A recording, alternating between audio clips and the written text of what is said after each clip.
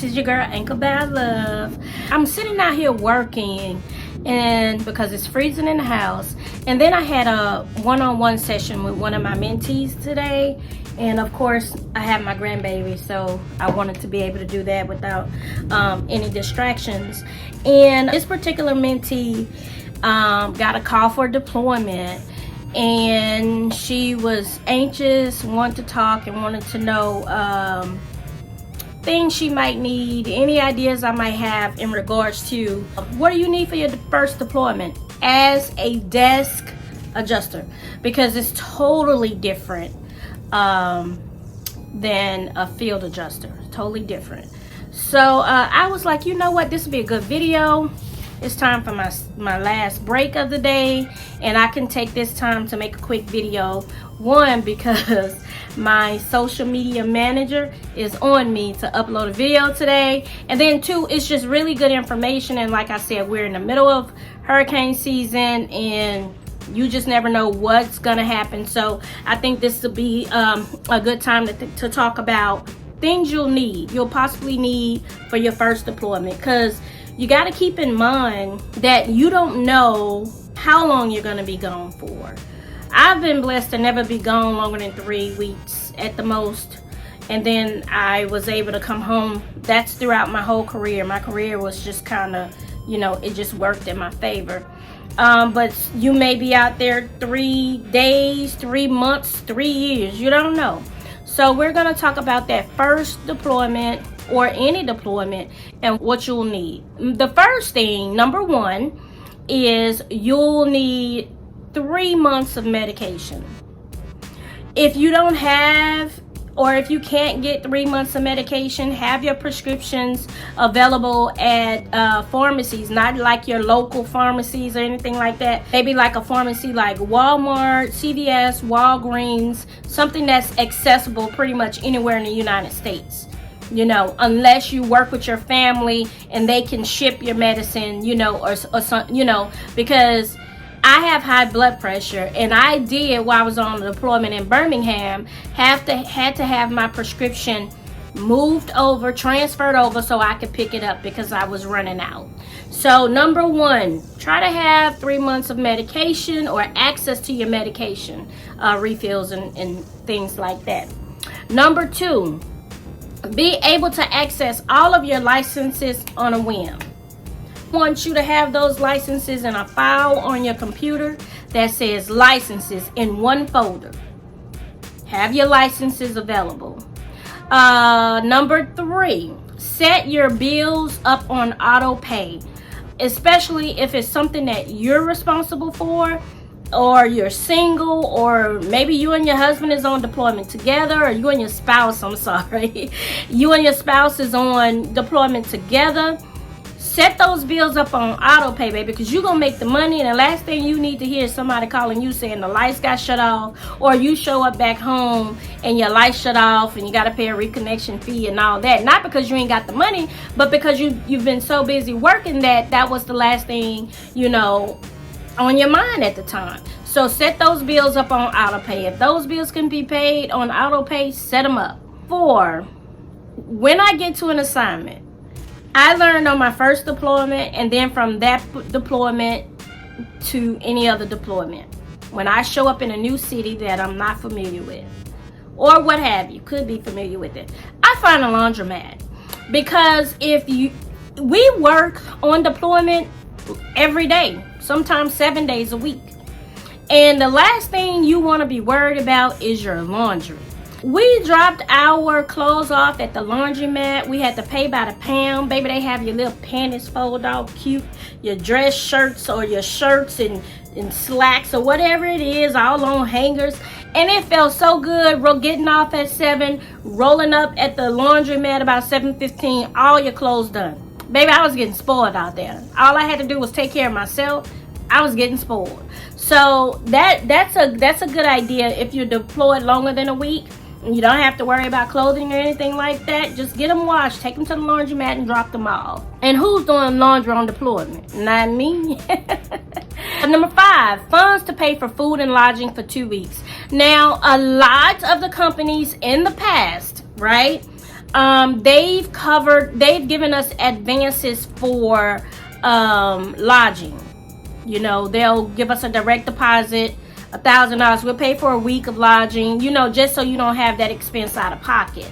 So a couple of the companies that I've been deployed with, we didn't even know that was going to be an option. So we were all so excited when they said, anybody need an advance, we got you. But that was cool. But just make sure that you have funds available to pay for lodging and to be able to eat. On one of my deployments, one of my really good friends in Dallas, Texas, she and I ended up, the first 3 days, she had paid for her room, I paid for my room. She flew in and had a rental. I drove. And we just clicked together, and we ended up getting a 2-bedroom suite with the Hilton, and we split it. And I told her, you can drop that car back off. You don't have to pay for a rental. She rode to work with me, and she took $25 off of our room rate. I can't remember if she did it. I think she did it per day or something like that. I can't remember. Or weekly, whatever. But so she ate some of the cost of the room because, you know, she was able to take the rental back. So, you know, that was really cool. Always share with someone back home, this is number 6, your schedule and where you'll be staying. I've been on a deployment before where we did hotel hopping. We went from one hotel to the next.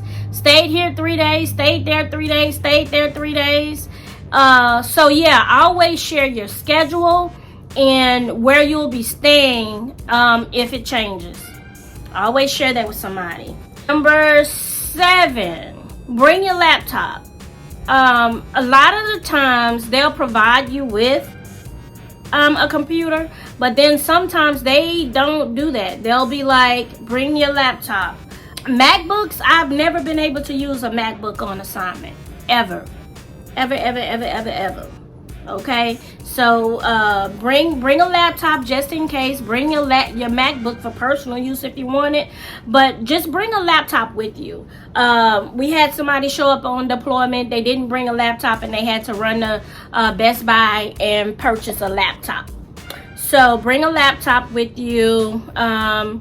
Pen, pad, paper, just stuff like that you would need to take notes, because keep in mind that they're going to walk us through the systems and workflows and different things like that for the carrier. So you want to make sure that you have those things available to take notes or whatever. You know, you can take notes on the computer. I like to write everything down, so you know, whatever you need to do that. Also, one of the best things that I can advise you to do is to show up with an open mind and a positive attitude, right? And confidence. Walk in. You don't, if this is your first deployment, you don't have to walk in. Yeah, I hope this lighting is not too bad. But you don't have to walk in meek, feeling small because you're on your first assignment. Walk in with your briefcase, your bag, your laptop, whatever it is, confident, with your shoulders rolled back, and just sit down there. Because the thing is when they're training or they get us all together, I've never once heard them say, the people with 20 years of experience go here. The people with 10 years experience go here. The new people go here. Now, what they might say is, has anyone ever worked for this particular carrier? They may ask you, have you ever deployed with us before? But they don't, you know, everybody's pretty much learning right there on the same level. We're learning the system. We're finding out who the carrier is. They're telling us what they want. So we're probably pretty much starting on a even field. Now, the thing is, experienced adjusters, they know workflows, they know policy, they know how to interpret, you know, they know how to move around. So that's what the experienced adjusters will have on you.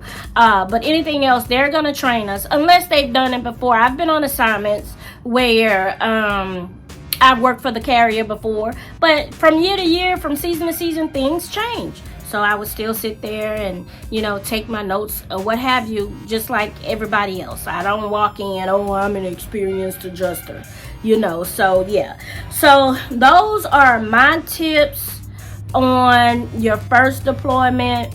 I hope it helps. If I miss anything, I'll probably drop them in the comments below. But yeah, those are my tips on the first deployment.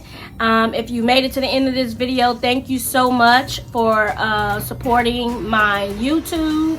Okay, y'all, so my grandbaby showed up out here, but that's fine. Like I said, if you made it to this interview, don't forget to comment, like, share, and subscribe. I appreciate every last one of y'all for supporting me and my YouTube. If you have any additional questions or concerns, drop them below and I'll see if I can get to them this weekend or so. But other than that, thank you so much for supporting Anchor by Love. Y'all have a good one.